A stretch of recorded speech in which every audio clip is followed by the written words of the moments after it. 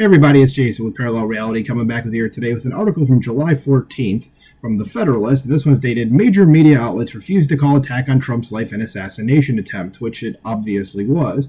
And that was one of the things that pissed me off right away ahead of time. And I'm recording this just so everybody knows on Tuesday the 16th, so a few days after this happened and from when the article came out. But even now, some of them are just like, oh, he tripped and fell, or basically something like that. So let's just go through it. This is a pretty quick article. It says, following the leftist media's initial pathetically biased reactions to the assassination attempt on former President Donald Trump, Sunday headlines continue to roll out with the same misleading propaganda. And this article is from Sunday, which is why it mentions it like that. It says, while video, photo, and eyewitness accounts all point to the same conclusion, that this was an attempted assassination, several large corporate media outlets have peddled a joint narrative that characterizes the events at Saturday's Pennsylvania rally as a shooting or an attack and not an assassination. I'd say an assassination attempt. If just as assassination, then that means it was successful.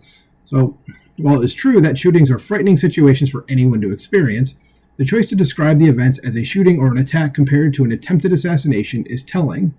Only 4 presidents have been assassinated and, including Trump, 3 former or sitting presidents have been injured in assassination attempts. Any assassination of a president, attempted or fatal, is a nation-shaking event with potentially dire consequences, and the media's tactic to minimize or breeze over the brutal assault on Trump's life is purposeful. Of course it is, because these are not honest people. As the recent cover of Time magazine included the instantly iconic picture of Trump pumping his fist in the air with the American flag flying behind him, and that is an iconic picture. That is going to be a picture that people are going to see for forever. Okay, as long as this country holds up, that will be there forever. As the headline reads, Attack on Trump, with no mention of an attempted assassination. Below the headline, it says, former president survives shooting with nation on edge. So Time probably should fire some people there for not knowing the proper words to use. It says, survive shooting?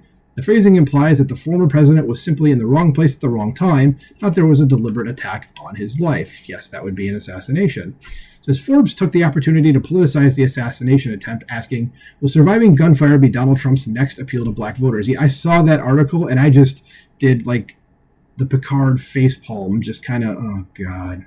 Really, guys? Like, that doesn't say what you think it's saying, you absolute spoons. It says, following publication, Forbes deleted the article from its website. Good, and whoever wrote that should be fired. So Ashley St. Clair, who's a funny lady, go follow her on X for sure. It says, Forbes put this out an hour ago. You do not hate the media enough, and it's that headline. But yeah, Sean Harper, sorry, you should not have a job there. Okay, he says, I am a diversity, equity, and inclusion expert. Well, that's part of the problem, buddy. You're just a useless person. Why'd you out yourself like that? It says, the Denver Post Sunday headline failed to mention the former president, his injuries, or any of the attendees at the event who were tragically killed or injured.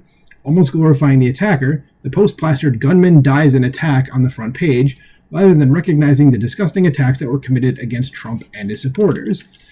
Above the headline, the Denver Post wrote, Trump says he was shot in ear. Yes, because that was clearly something where he was just like, no one, you didn't see it on TV or anything. It just happened to me, and I'm letting you know. Okay, so it says, even when videos and pictures distinctly show the former president bleeding from his head after gunshots were fired. And wokeness, another X account you should absolutely follow. It says, today's front page of the Denver Post. Yes, this is real. No, this is not satire. Yes, clearly that's the most important thing, is mentioning the gunman first. So there's the front page of the New York Times, which can't wait to see this, obscured reality in a similar fashion. There was no mention of the word assassination in any headlines, along with a deliberate crop on the featured photo. Yeah, they cut out the American flag. You can see down here already, you see a little itty bitty bit of it, but that's it. So the choice not to include the American flag is interesting, given how the picture went viral, with social media users calling the photo iconic and the most alpha move in American political history. And this account I've never heard of until right now, Lomez, or L0M3Z, but I get what they're doing. It says, crop out the flag, won't use the word assassination. It says, this is the kind of image or headline that belongs to history, but the New York Times is brainwormed and myopic, and they can't see past 10 minutes of passive-aggressively denying Trump his full glory to appreciate the moment. And it's still, the picture itself, our fist raised in defiance, is still really good, though. Sky News took the opportunity to claim that Trump changed the rules of engagement, because he had anything to do with his own assassination. almost alleging that an assassination attempt could have been warranted given whatever behavior the publication believes changed said rule. And that's Sky News Britain, not Australia, who's pretty based, actually. So Winston Marshall, former guitarist of, I believe, Mumford & Sons. I didn't listen to the band, but he's gained prominence for getting fired from the band for just merely stating the fact that he liked Andy Ngo's book on Antifa, or read it. And now he's kind of a thought leader, and he's a pretty smart dude. Go watch his debate with Nancy Pelosi. You want to see how stupid our politicians are? Go watch that Oxford debate between him and her. It's not pretty for Nancy Pelosi. So he wrote, and the winner for the most disgraceful, disgusting MSM headline goes to Sky News, straight to blaming the victim. And they wrote, nothing justified an assassination bid, but did Trump play a part in changing the rules of engagement? Like, where do you even come up with that?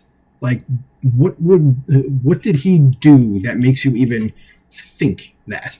Okay.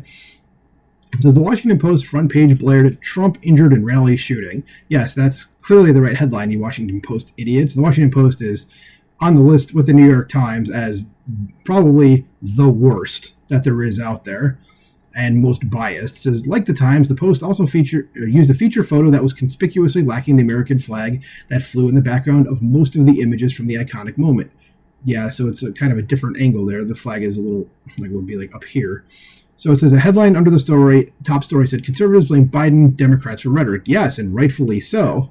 So the Spectator, Index of Spectator is a right-leaning publication. So this says, just as front page of the Washington Post, Trump injured at rally shooting. Yes, that just sounds like someone else was the target and he just happened to be there and got hurt.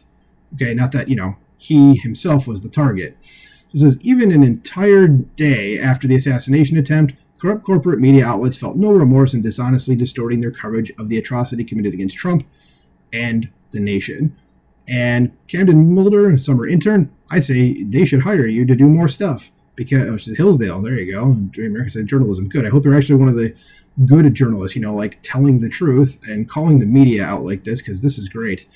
So this is a pretty good compilation of what was done afterwards. But what's that saying? You don't hate the media enough? Well, this is just another reason to hate them even more. So let me know what you think about this. If you have any additional examples you want to provide, put them in the comments below. Like, share, subscribe, and I'll talk to you soon. Bye.